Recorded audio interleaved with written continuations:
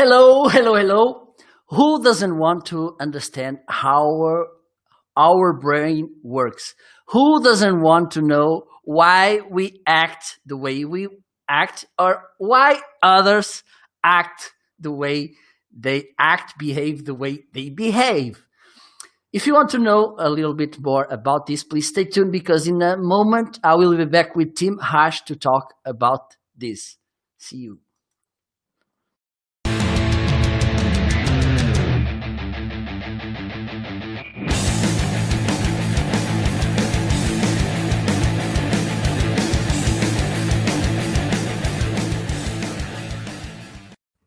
Hello, hello, hello. Welcome to another special marketing live show. Today we will gonna talk about this amazing book from Tim Ash and some other things that will come to the table. Unleash your primal brain, demystifying how we think and why we act. For me, this is an amazing thing. And also bringing Tim to my show. It's a whole thing, a whole dream I have, because I've seen Tim about 2 years ago talking about e-commerce, and he was so insightful, so good talking about this topic. So it's nice to have him on my show. Hello, everybody who's watching. Please let me know where you are watching the show and which platform, so we can see how many people are coming. And so I think I have Tim on the basement as usual with the cookie and the glass of water. So let me bring it to the screen. Hello, Tim. How are you? Marco, great to be with you. I'm doing very well. Bom dia or boa tarde. I don't know where people are in the world. Yeah, we have people from Brazil, yes. Okay. Hello, Ronaldo. Well, Tim, as I said, it's a whole dream. I have having you here because I love the first time I saw you talking about e-commerce and all the insights you gave about this. And thank you so much for being here. I will ask you please to introduce yourself, and then we can go deep into these topics we have today. Yeah, absolutely. So I ran a digital marketing agency called Site Tuners for almost 20 years, and we focused on conversion rate optimizations. You probably know that's what I'm known for. I've written a couple of best-selling books on it. This is a landing page optimization, or if I think this is I forget what this is, the Chinese or the Korean edition. But anyway, it's available in 6 editions, including my native Russian, which was really weird to read a book in Russian by myself that I didn't write. But as we built Site Tuners, we work with companies like Nestle, Facebook, Google, Expedia, and so on, and created $1.2 billion in value through conversion rate optimization. And it's now in the capable hands of my business partners and is growing like crazy. I've started focusing more on keynote speaking. As you know from my badge wall there, I do a little bit of that across 4 continents, and finishing my new book, as you mentioned, which we'll be talking about. And along the way, I also ran a conference series in the US, UK, and Germany called Conversion Conference, and it's continuing on. It's now called Digital Growth Unleashed. So I founded that and ran it for about 10 years as well. So that's just a quick background. Perfect. Thank you. And thank to all of you who are watching. Tony, hello, Tony, which is ready for popcorns. Hello, Ryan, good to have you. Hello, Arnaldo from Brazil. Look. From Rio de Janeiro. St. Louis, Missouri. And also from South Dakota. From Oporto, also Portugal. Good to have you here. So, well, I think the same. Ryan is saying that he loves your wall, and this label you have there, what happens here, will be posted on Facebook. Yeah, unfortunately, that's why I never take pictures of my kids anymore, because they don't want it posted on Facebook. Absolutely. So, Tim, let me push a little bit back to those times when I met you, and you were talking about e-commerce. And my audience also, it's an audience which is into marketing, and I think it's good to talk a little bit about e-commerce also, and because it also has this behavioral thing embedded. Which are, in your opinion, based on people's behavior, the most common mistakes people are making, which are hurting sales, conversion rates, and everything on e-commerce sites? Well, specifically on e-commerce sites, I can just do a quick list. You can argue with me. I also have a whole section on e-commerce best practices in the book and keynote and do workshops on it. But the biggest problem I've seen is banner ads on the homepage. They take up all the room. They trigger you with motion, and you can't avoid looking at motion from a survival perspective. Anything moving quickly in your visual field, you have to pay attention to. So the fact that they're just commercials on your own website, trying to guess at what people want, that they're using motion to capture attention, that's a huge problem. Basically, get rid of your banner ads. Get rid of your banner completely. And people ask me, what do you do instead? Well, whatever's below it, just move it up and you'll have better performance. Another common mistake I see is actually, if you sell a lot of different products, having products on the homepage. The homepage is not the place to sell anything. The homepage is to get you closer to your goal. So people need to understand what's the selection that you have, what's possible for them to buy, and so on. So there should be two things on your homepage. Maybe brands, if you sell a lot of powerful brands and they're more popular than your own website brand, and then permanent navigation for categories. So the goal of the homepage is to get me closer to my goal. It's not to sell me an item that you're guessing at. So my hard rule is never any individual products on the homepage. So those are just a couple of the obvious ones, but. Perfect. Thank you. Okay, there you go. And based on the research you made about this book and the others, which things could be crucial to improve? First, how many time people spend in your website, and to improve conversion rates. So because they are so low, right? Usually. Yeah, usually very low. Which do you think could be nice tips for people to improve this? Okay, well, let's talk about merchandising, because I hear a lot of e-commerce companies specifically saying, hey, we're like the Amazon of our space. We're the Amazon of shoes, or we're the Amazon of ties, or I don't know, it doesn't really matter, party supplies. We sell everything. And so they have a lot of very similar products in their product line, because they usually drop ship and they can just put stuff into their database and their feed, and it's all available, if you will. The problem is you're actually overwhelming people with choice. So one of the recommendations that I make is actually think about your merchandising. In each category, you should have a good, better, or best product. And it should be obvious. One is your high-end one is your low-price one, and there's something in the middle. Most of us overwhelm with choice. Most of e-commerce sites I've seen have, okay, here's 16 products, and they're all basically the same. They look the same. They cost about the same. They have similar features and benefits. So one of the things I think you should actually do is take away product choice. I think you should make it really clear. We have some really high-end stuff for anchoring purposes and try to maximize our margins if someone wants to buy that. We have the really low price ones. If that's what you're looking for, don't run away. We have something in your price range. And then we have the mid-range one that's kind of bracketed by those two.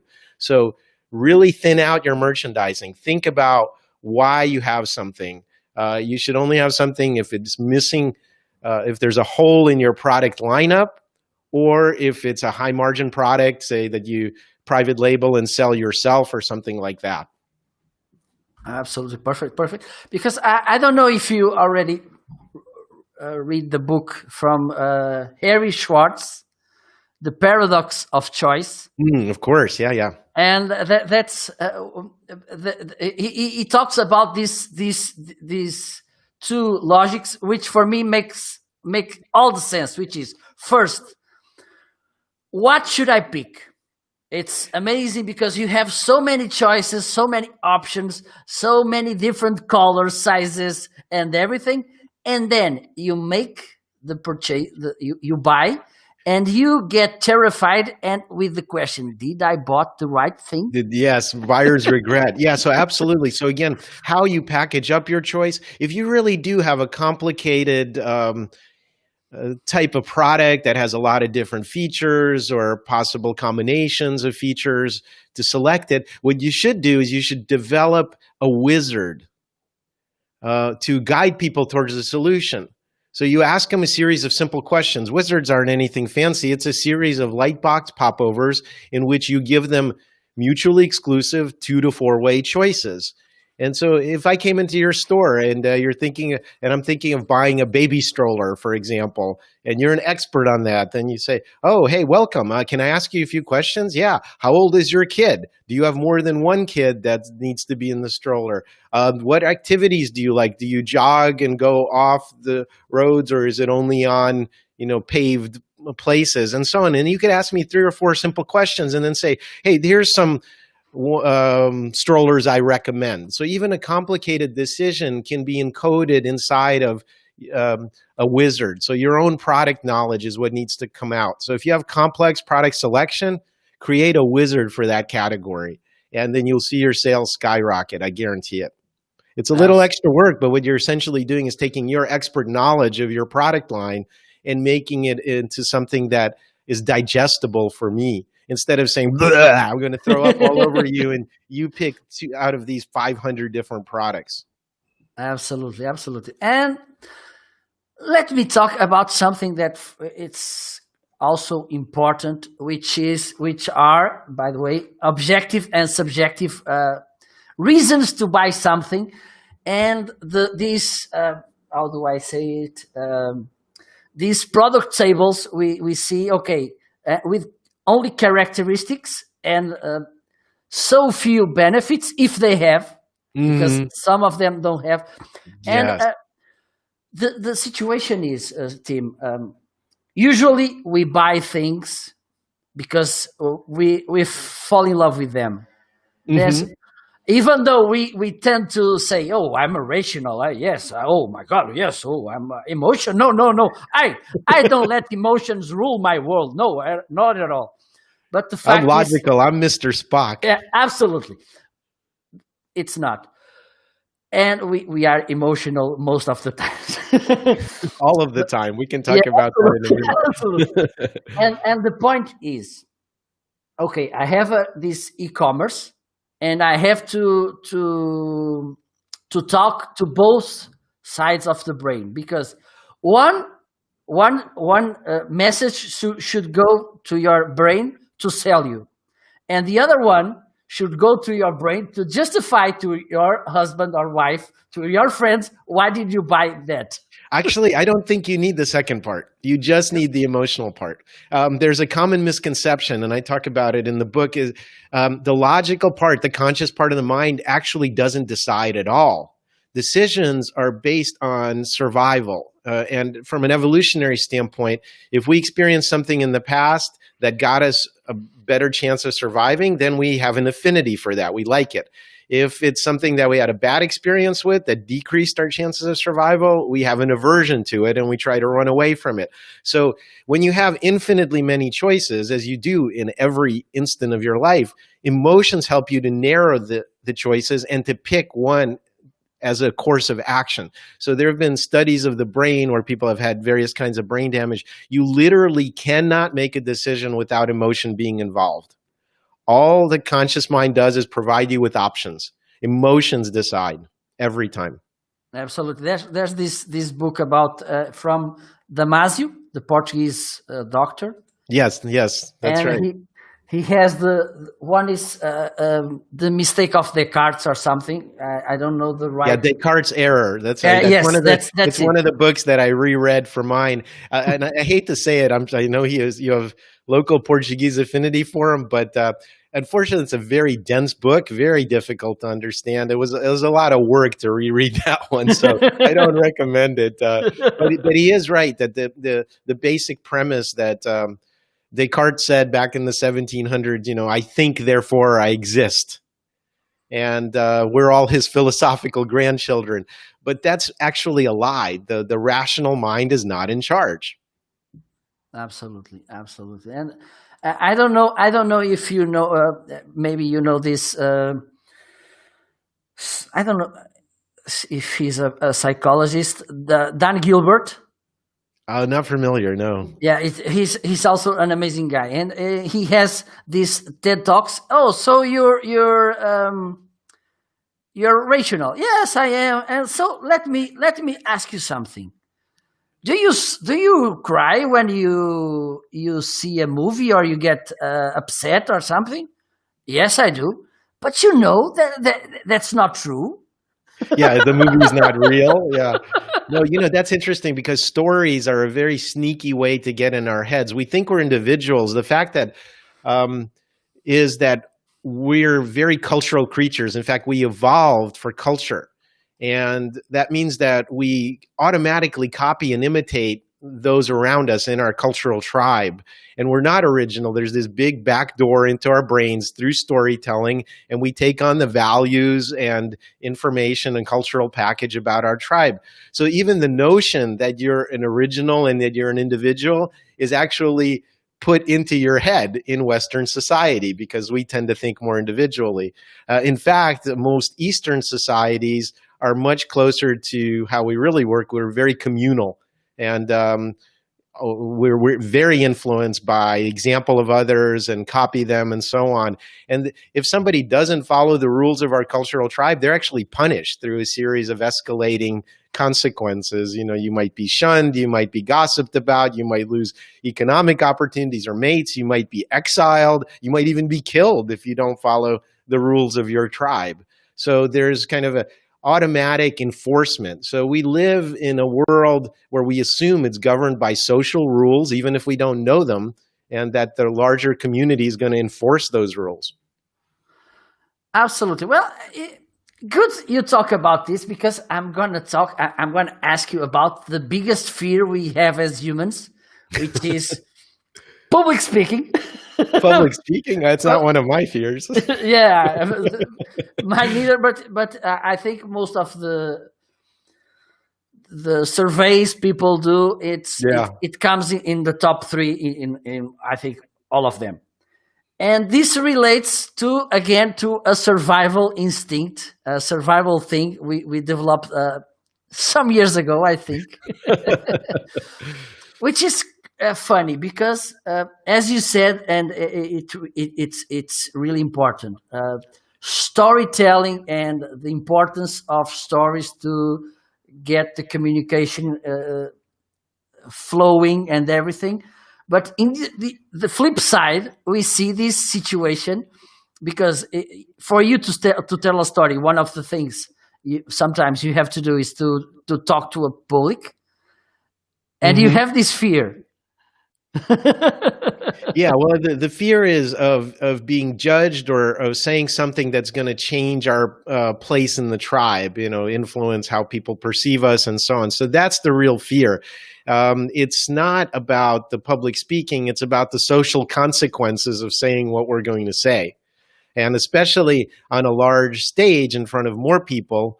The biggest one I did was actually in Brazil a couple of years ago at RD Summit in front of 12,000 people. If you say something, and I started by saying a Portuguese phrase because I wanted to, something like, hey, I'm so happy to be in Brazil. You have such a warm country or something like that. And I forgot, even though I rehearsed it, that line. And so the fear of messing up in front of 12,000 people was significant. But then I remembered it, and they were kind of on my side after I made the mistake. Yeah. Brazilian people are very warm. So, well, we have some comments here from here.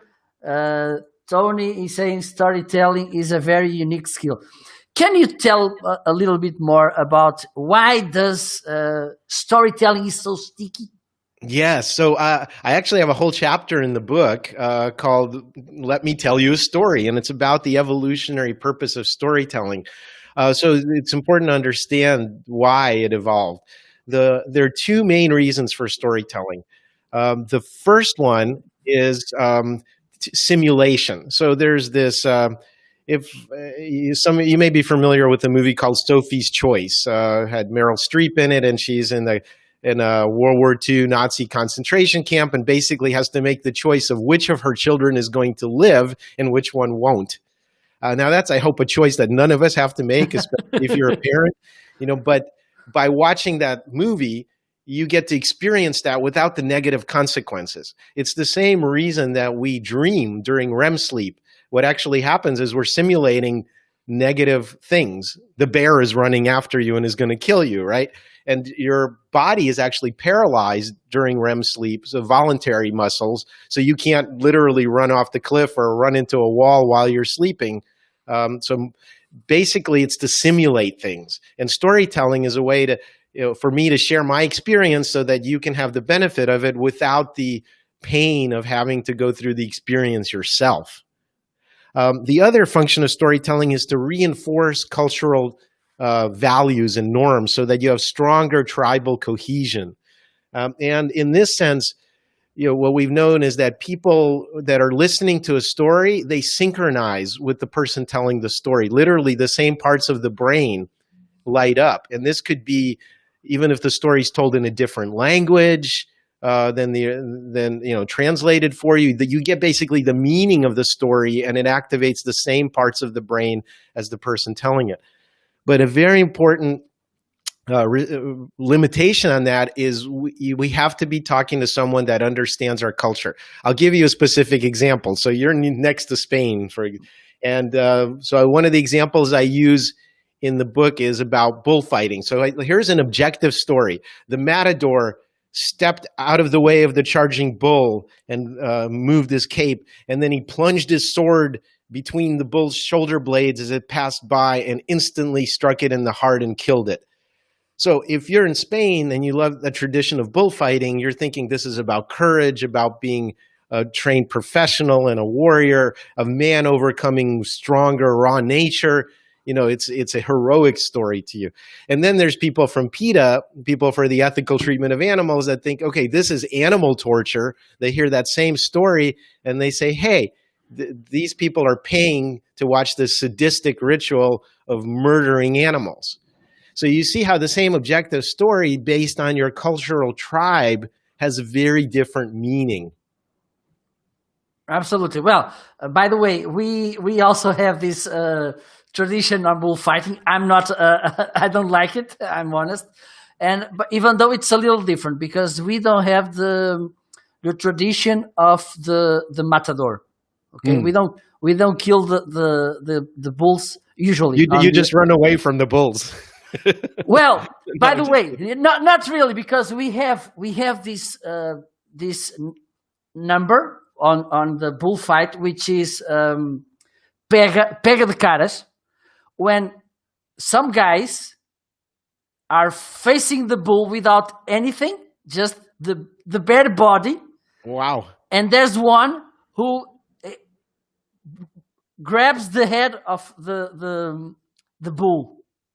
Wow. No, okay. Yeah. So usually, and it's funny because usually it's a tiny man, because to fit between the horns it has to be. But it's called the cabo. Huh. Wow. I'll have to look into that. That sounds very scary. I would run away. Yeah, it is. It is. Imagine a 600 kilos.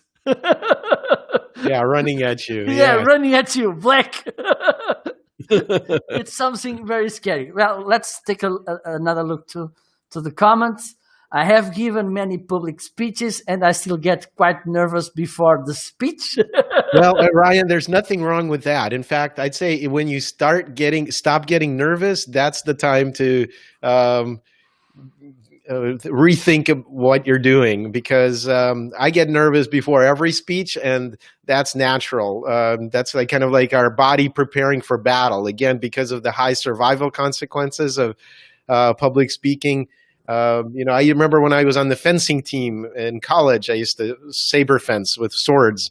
And every time we had an important meet with other teams, I would, pardon me, get diarrhea beforehand. That was just my body's way of evacuating everything and getting ready for battle. So you should get nervous before public speaking, but hopefully not get diarrhea.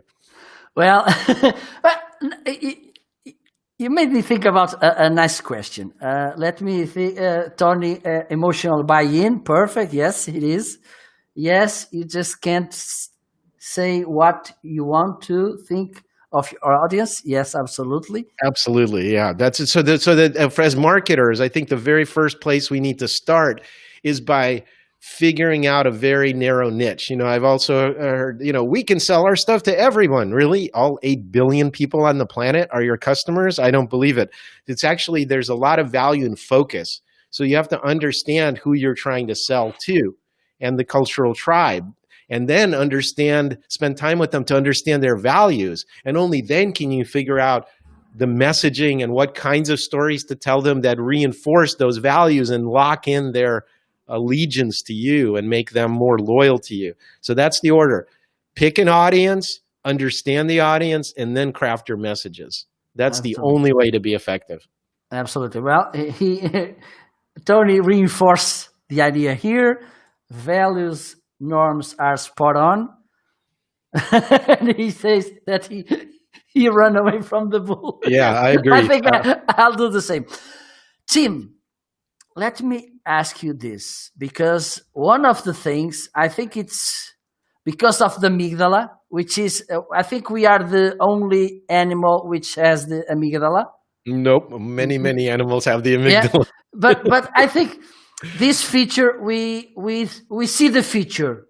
We perspective the future, not the feature. Okay? So, when we are buying something, one of the things, for instance, or even before, I want to buy this car, and I see myself driving the car through the highway, through this road close to the beach, and with sunglasses and everything. How can we, as marketers, help our prospective customers or customers to make the movie more real, if I made myself clear? Yeah, it's interesting. I think that you touched on a very important survival principle, which is ownership. We overvalue something that we own, and the evolutionary reason for this is before we were nomads. We didn't have a house. We didn't have a closet in the house. We didn't have a garage full of garbage that we can save. So we were just literally carrying everything we needed. So everything we carried had to have survival value. It could be a weapon. It could be clothes to protect us from the elements. It could be water or food. It could be our screaming baby that can't walk yet. But it was an energy trade-off. If you had to carry it, that means you're expending energy to maintain it. And it better be very powerful in terms of survival. So we overvalue things that we own. And now, even though we can own a lot of things and we have the room to store them and everything, we still overvalue it. So one of the things as marketers we can do is make you feel a sense of ownership. And so your car example was perfect. If you're thinking about buying a new car, you come to the dealer and you say, hey, this one looks pretty good. The first thing they're going to say, hey, let's take it for a test drive. Because you're trying it on for size. You're trying to see what the experience it would be like, the enjoyment of driving that car, every little detail of it. And so anything you can do to customize it, let somebody try it for free, experience it, that will make them feel attached to it and value it a lot. And that will increase the chances of them buying it. Perfect. Because it's important, this thing, when we think about buying. And other thing which for me it's interesting in the behavioral point of view, which is when we try to convince someone. For instance, when we are a seller, and sellers usually make this mistake. I'm talking with you, Tim, and you are about to buy the car A, and I sell the car B, which is from a competitor from car A, right? And Yes. I'm a seller, and you say, "Oh, Marco, yeah, I like your car, yes, but I'm thinking about the car B." And basic instinct from a seller, "Oh, car A has this problem and this and this and this." And what mostly of the times I'm doing this, it's avoiding you to buying car B and give you more reasons to buy car A, even though Yes. I'm right. Yeah. So I think a mistake a lot of marketers make is they try to say, whatever I have is great. So they're trying to be very, very positive. If you do this, you'll have, whiter teeth, and you'll be more attractive, and people will like you, and you'll, find great mates, and life will be wonderful. So they're selling happiness. The problem is our brain is not designed for happiness. It gives us little chemical payoffs for happiness to keep us motivated to get to our goals. But really, our brain is more tuned to danger and fear and loss, anything that impacts our survival. So the brain is scanning for danger all the time. That's just how it's designed. So you should focus on the negative. When you work out, there's this motto that people say in the gym: no pain, no gain. In other words, if you don't work hard, it won't improve. But that's also true of marketing.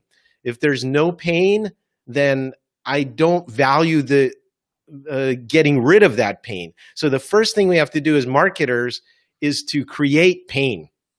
You have to start by saying, "Hey, do you have this problem?" "Yeah."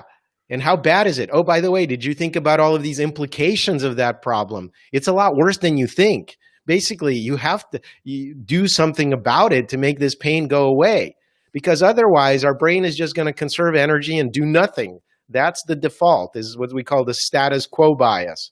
It just don't expend any energy, don't think, don't change your path. So if you're a marketer, you have two ways to influence someone: with upside or with pain. And you should work on the pain, amplifying the pain, because it's twice as powerful, about 2 to 2.5 times as powerful as talking about happy stuff. Absolutely. And I have this testimonial about it. Evandro says some dealership often let the clients take the car for the weekend so they can really experience ownership, right? Yes, yeah. So again, that really gives you a sense of ownership. Or there are these online mattress companies in the US, sleep on it for 90 days. If you don't like it, bring it back. Well, imagine sleeping on it for 90 days. What did you do with your old mattress? You put it up against the wall of your bedroom, and it's really crowded in there. And you like this new mattress, and it smells good, unlike your old mattress, and it's comfortable. About a week later, you're just going to throw out your old mattress, and that's it.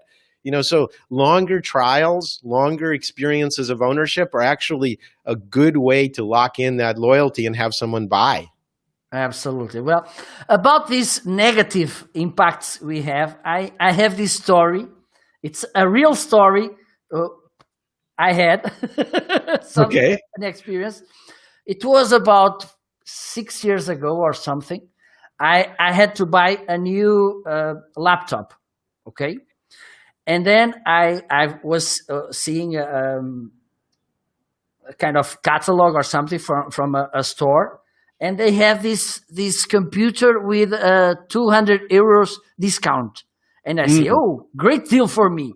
Okay, so I went to the store.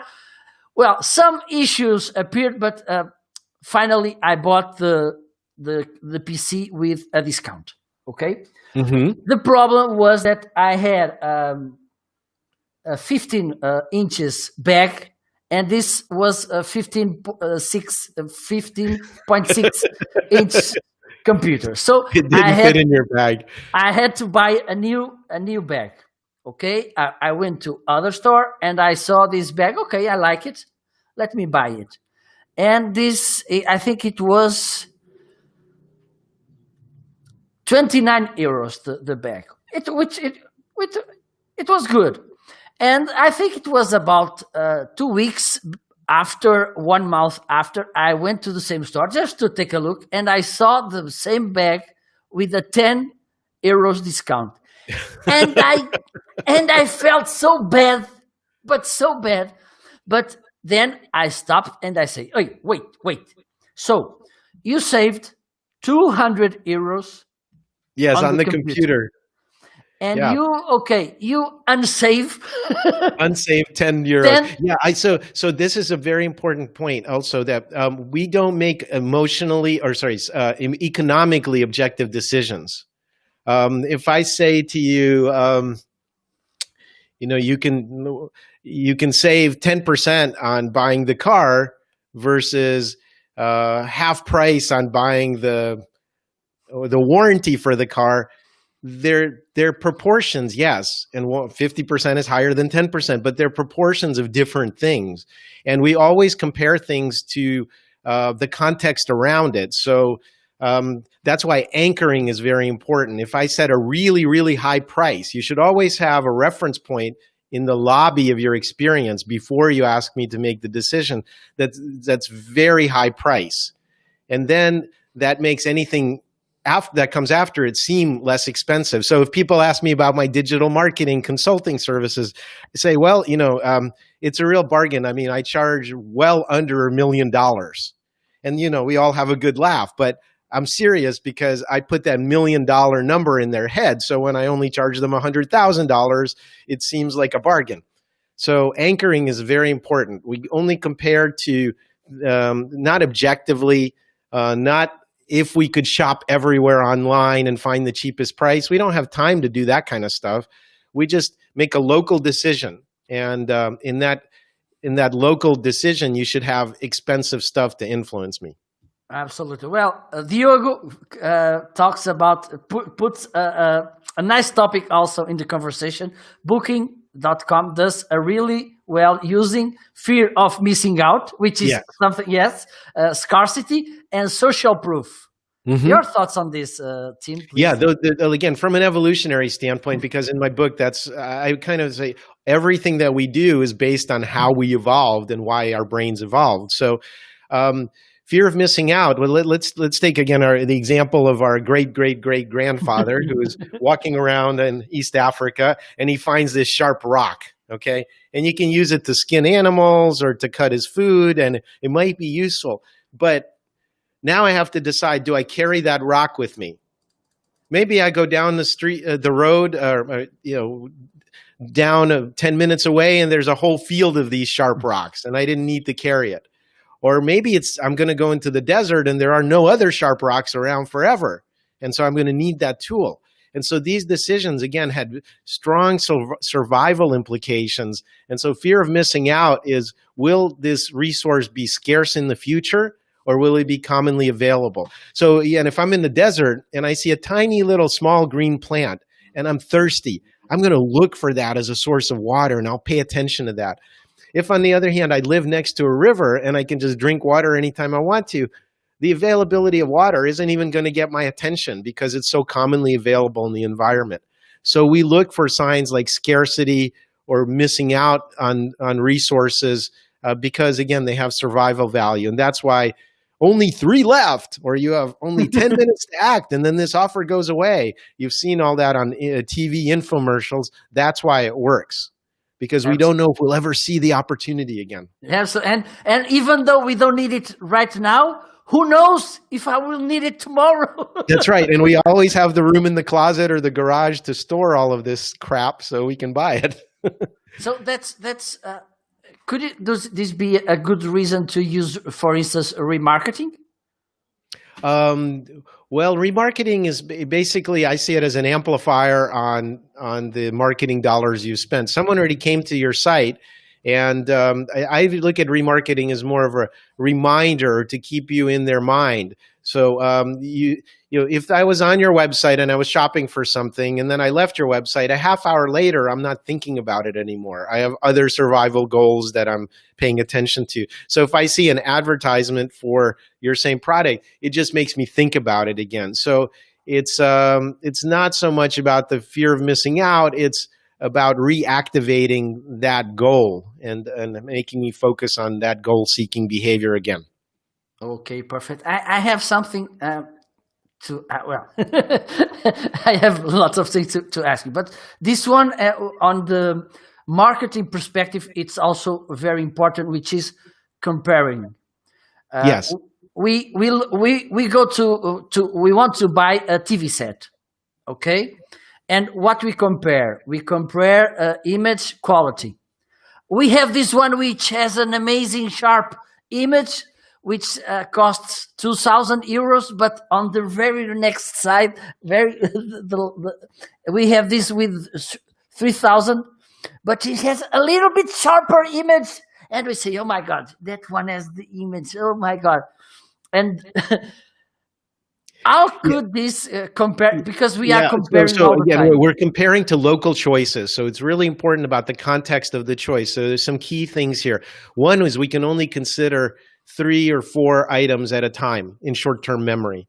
Okay. So if you have a wall of televisions that you're expected to select from, that's too much. Okay. You should kind of, if I was in the store and I was creating the experience, I'd say, okay, here's all the televisions of one size. Here's the next bigger size. Here's the next bigger size. So first I'd have you pick the size you want. And then I would only have 3 or 4 choices within each size. And then you could look at them and compare choices. So the amount of choice is important. You can't overwhelm or have too much choice. So no more than 4 items to compare. That's very important. And then the other thing that you want to do is there's going to be a lot of things that these televisions have in common. So their size, for example, or the fact that they're all flat, or you can hang them on the wall. Those are all common features. So you have to actively differentiate them by saying what's unique about them. Okay, this one includes an extended warranty. This one has better image quality, or this one is more reliable. Okay, so you actually have to highlight the differences. Don't talk about the things that they all have in common. Highlight the differences to help me make the choice. Okay, that's perfect, because we are comparing all the time. For instance, on TV sets, usually we compare the image, but for instance, in wines, because we can't compare flavors, Yeah. it's mostly about price. How do you recommend for us to use, for instance, with this kind of things which we cannot compare? Uh, Properly features, if I made myself clear, Yes, yes.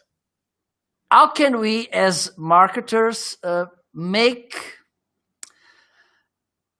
things to sell what we want to sell?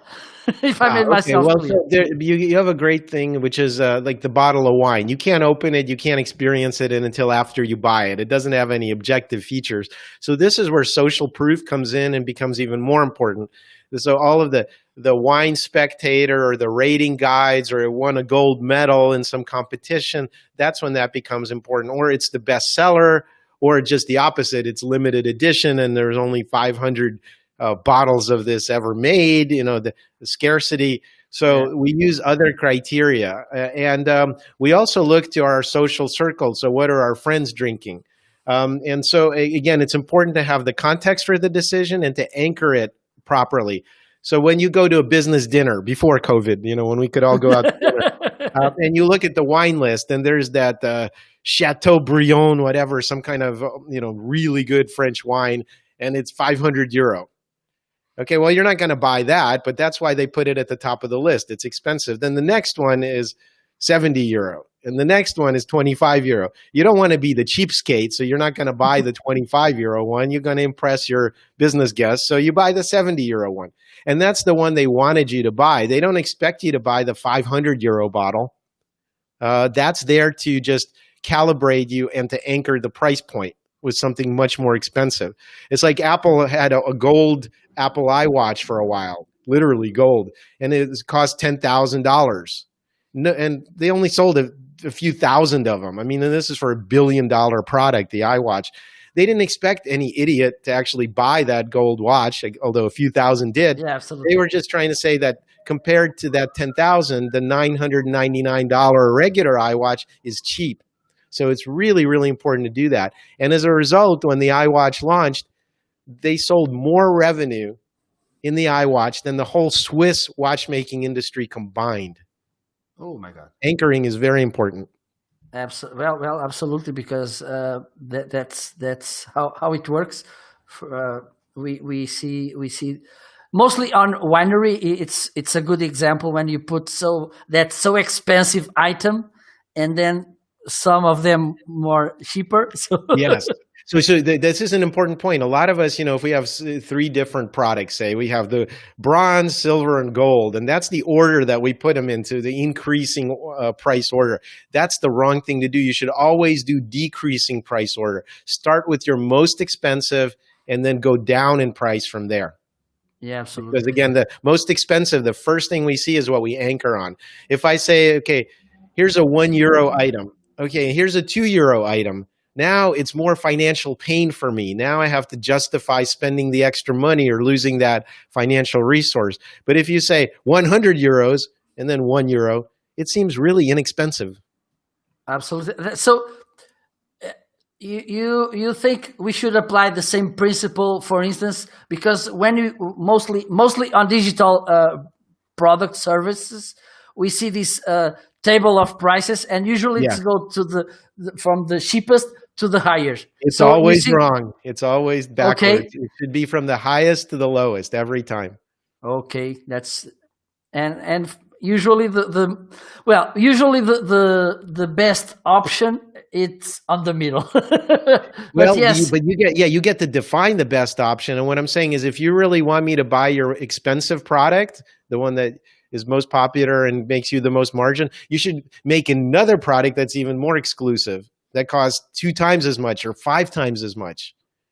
So create a fake product, a decoy that you don't want me to buy. But if I do, it's okay because you'll make a lot of money. But it's there for anchoring purposes. So create a big anchor. Okay. It makes sense. Perfect. So, no. By the way, if you are watching, please let us know. Usually, you make more rational or emotional decisions. Well, as I already said, there's no such thing as a rational decision. They're all emotional. And then we justify it later after we make the decision. But you can see this on brain scans. Certain areas of the brain light up then with some time delay, other areas light up to explain the decision. But the decision has already been made in your subconscious. And please keep the questions coming. Type in your comments and questions. Absolutely. Well, there's this other situation, Tim. Let me explain. One of the things, and this could be a little bit manipulation. You can because there are some brands and professionals who do this, and because by these days all these things, how the brain works, are so studied that we know a lot of things. And okay, maybe it's easier or not today to sell something, okay, and to sell something, for instance, high priced, okay, but how can we avoid this regret after selling something, because we touch so many emotional points in the customer that he or she wants to buy, but then when he comes back to earth, you know what I mean? Yeah. He won't regret it.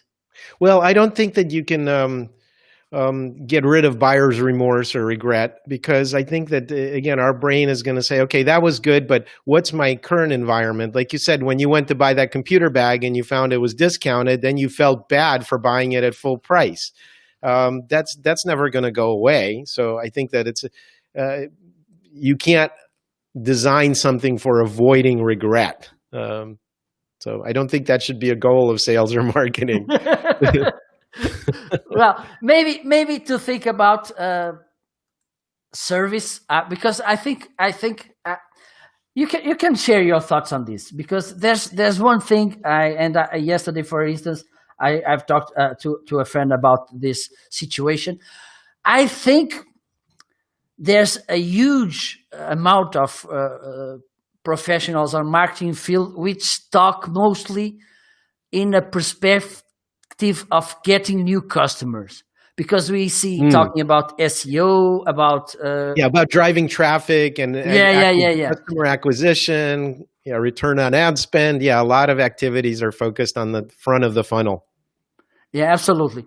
But we see a few people and few conversations about how can I, how can you, as you are listening to me, how can you to improve loyalty, not based on more techie things, if you know what I mean, because Yeah. there's these automations, okay, and then you send the product, and I see so few things talking. For instance, how can you? Okay, how can so this is an important topic. So it's very high cost to get a new customer or client. It's much lower cost and much better value to maintain an existing one. So some ideas along that is if you have some kind of service or you want to show and externalize the value of it. So for example, you might have software for backing up your computer. Well, most talk about like, hey, your backup just happened. They don't say that. They just back it up and they say it seamlessly backs everything up. You should do just the opposite. You should say, your backup just happened and we backed up 20,000 files. And that includes 1,700 pictures and 100 videos. And you're basically telling me how hard you're working behind the scenes. So externalizing the activity reminds me that the service is being used and I get value out of it. And when I think about a computer backup, I think of all of my pictures of my kids and all those videos that I want to save and why I'm backing it up. So always externalize the effect of your product or service and report on it so that it keeps it fresh in my mind, especially if it's a subscription-based service. So I remember what the value is for. Another tip is that you should try to, if somebody tries to cancel a product or service, you should have a downsell. Don't just let them walk away and get unhappy. Say, oh, great. Okay, well, it sounds like that plan isn't right for you. What about stepping down to this other plan? So have a loss prevention program, not just a customer acquisition program too. Absolutely. Well, we have another so good question here from Vishal. I think it's the right way to say it. Please share tips to sell my skills during job compensation negotiation. Okay. Well, if you want the best book on negotiating I've read, and I mentioned it in my book, you can go to primalbrain.com. I have a recommended reading section. Is called Never Split the Difference, and by a guy named Chris Voss, and he was the head hostage negotiator for the FBI. So he's been in some pretty high stakes negotiations, and this is the stuff that actually works. So before you go to your next job interview, read that book, Never Split the Difference by Chris Voss. But one of the things that, again, I would say, is in effect, you do a threat of leaving the company and you do it subtly and you say, yeah, just like, I just want to make sure that, you understand, the work I'm doing. If I was gone tomorrow, you see how I'm activating fear and loss already? If I was gone tomorrow, what would your life be like? What would you have to do to make up for me not being here? Oh, you'd have to do this work. And you'd have to interview people and you'd have to hire people. So you basically make them focus on the fear and the loss avoidance, which is a better motivator. And you say, I want to stay here. I want to progress. I want to grow in my career. I want to take on more responsibility. But you don't start with that. You start with having them imagine, if you had to replace me tomorrow, what would you have to do? And that makes them imagine all of those bad consequences and the value that you bring. Or another thing is, and that I used in pricing negotiation, is to say something like this. If somebody says, oh, Tim, it's like you charge $1,000 an hour to consult. And my answer is yes. Why do you think people pay me that much? You see what I just did there? I'm having you answer the question. I'm having you create the value. I'm having you justify why I'm worth the money. And the important thing at that point is to shut up, to not say anything. Why do you think people pay me that much? and let them say the next words. And if they do, you're going to be on the better off in that negotiation. Well, mind blowing. Well, because that's, again, I think when you know which the person which is on the other side, I think it's better for you and to make this emotional arguing more insightful, more with better results, right? Yes, always focus on the emotion and you win the argument. There's another book for high stakes negotiation, Oren Klaff's book. I'm blanking on the name right now. But he basically talks about different frames and that frames collide. And so if someone comes at you with the analyst frame and wants to talk logic and numbers, you interrupt their frame and you take it over and you say, let me tell you a story and then we'll get back to that, for example. And then you reassert the dominance by having another frame in the conversation. So don't always argue on the terms that the other person is negotiating on. So if they're being logical, definitely don't argue with them on logic. Change the conversation. It's like judo, take their legs out from under them and throw them. Absolutely. Well, absolutely. Perfect. Well, Tim, we are coming to almost to the end of the show. Don't forget, I have here, if you want to know more about Tim's book, please follow this link. I put it also. Yes. And the book is available everywhere as an ebook and an audiobook, which I narrated myself. And then it's not launching till next April in paperback, but if you want to get autographed pre-release copies of it, that's available through the website. So all the information on where to buy it is at primalbrain.com, as Marco is showing on the screen right now. And also on comments. So, Tim, we are almost reaching the end, but I can't let you go without asking you the guest suggestions. Let me put the intro. I think.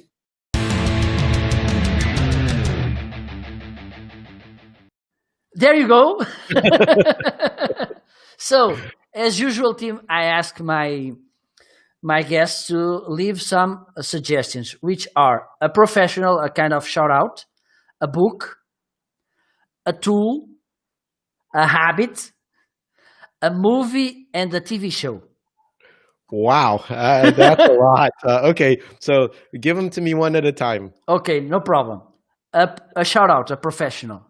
Which we should follow. Robert Cialdini. He's okay. He's been a professional crush of mine for a long time. He was kind enough to blurb my book, and he's the guy on persuasion.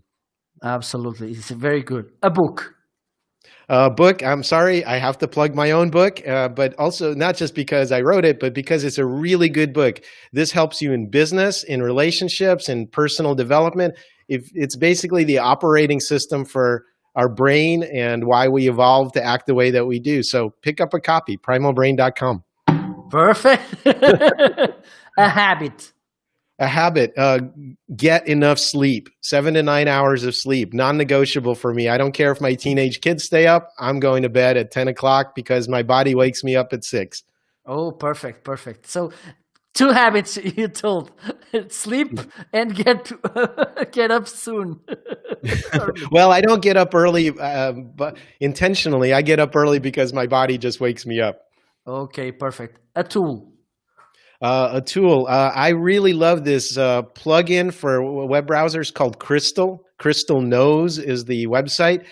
Basically, when you look at someone's LinkedIn profile, it pulls up a sidebar that tells you their personality type and how to interact with them. So if you're working a lot with strangers or people that you don't understand, I strongly suggest you get this plugin. It's amazing. All it does is scrape their profile, and then it tells you what their personality is and how to interact with them.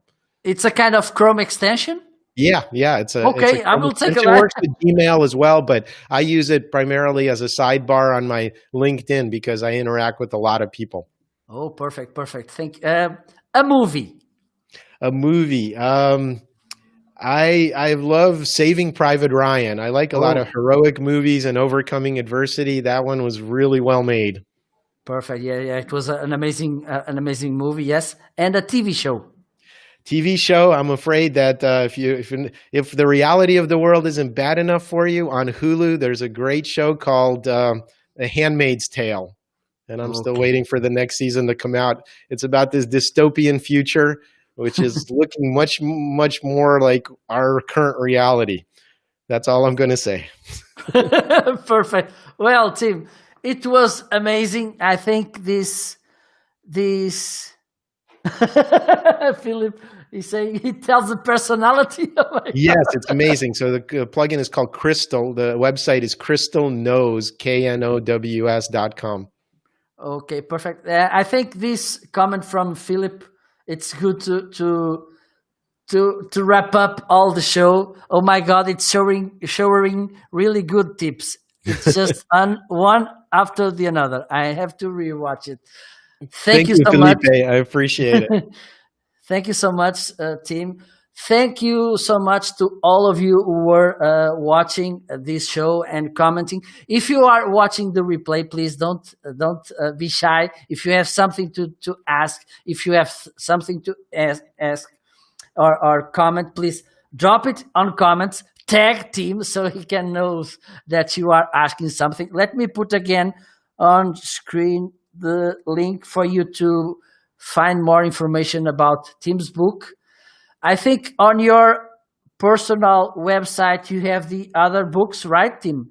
Yes, absolutely. And so the timash.com is about my keynote speaking, digital marketing consulting services primarily. And the book site is primalbrain.com. Okay, so the best place to find you, it's On LinkedIn, I'm very easy to find. Just Tim okay. Ash. Okay, perfect. So thank you so much for tuning in. I hope you like it as much as I did because it was a very insightful conversation. Thank you, Tim. We'll see soon. Bye bye.